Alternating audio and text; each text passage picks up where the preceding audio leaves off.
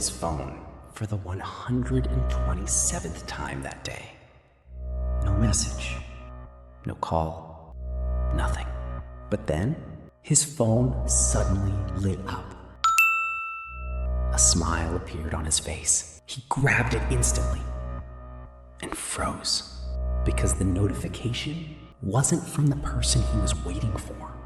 It was from a hospital, and what happened next changed his life forever. Arjun was 28. Every morning began the same way. Wake up, check phone, no message.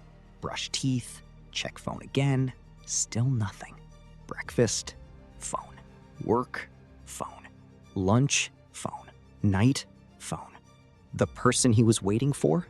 A girl named Nina, the love of his life. At least, that's what he believed. 3 months ago, after a small argument, she had left saying, maybe we both need some time. Since then, Arjun wasn't living. He was waiting for her text, waiting for her call, waiting for tomorrow, waiting for something to change. His entire happiness was trapped inside a future that hadn't happened yet. Days became weeks, weeks became months. His mother would speak to him. He barely listened. His father would ask him to sit together. He refused. Friends invited him out. He said no, because what if Nina called while he was away? His life slowly became a waiting room. Then, one evening, something strange happened. His father knocked on his room door. "Come have tea with me." Arjun sighed. Later, his father smiled. "Okay," and walked away. Those were the last words Arjun ever heard from him. That night, his father suffered a massive heart attack. The hospital notification was the one Arjun saw on his phone. Not Naina's message, not the future he had been waiting for. Reality. Arjun rushed to the hospital, but he was late, very late. His father was gone.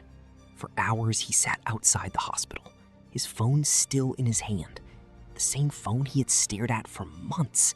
Suddenly, he opened the gallery. Thousands of screenshots, chats, old messages, missed memories. And then he realized something. He had spent months waiting for one person while completely missing the people who were already there. The next morning, he went home. His father's teacup still sat on the table, half used, exactly where he left it. Arjun broke down because for the first time, he understood something terrifying. The future he was obsessed with never existed. But the moments he ignored were real, and now they were gone forever.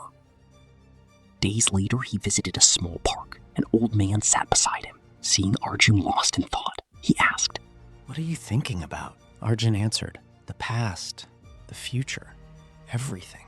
The old man laughed. "That's why you're suffering." Arjun looked confused.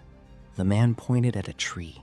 "See that leaf? It isn't worried about tomorrow. It isn't regretting yesterday. It's simply here." Then he pointed at Arjun. "But you haven't been here for a very long time." Those words hit him harder than anything because it was true.